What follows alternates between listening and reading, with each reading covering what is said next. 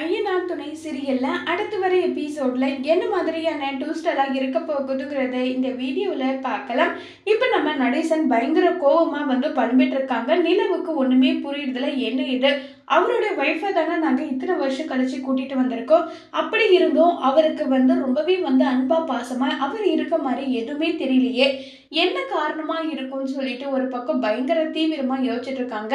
Uncle என்னாச்சு, உங்க wifi நாங்க கண்டுபிடிச்சு கூட்டிட்டு வந்திருக்கோம், அந்த முகத்துல அந்த பொலிவே இல்லைன்றாங்க. இங்க பரமா நிலா, தேவையில்லாத வேலை நீ பண்ணிட்டு இருக்க. நீ தானே பல்லவனுடைய அம்மா அம்மான்னு சொல்லிட்டு இருந்த. இப்ப அவங்க பண்ணுவாங்க ஒவ்வொரு விஷயமும், அதை பார்த்து தேவையில்லாம நீ கூட்டிட்டு வந்துட்டோமேன்னு சொல்லிட்டு நீ செஞ்ச தப்ப நினைச்சு ஒரு நாள் இல்ல ஒரு நாள் நீ வருந்துவ. நான் சொல்றது நீங்க யாரும் கேட்கல.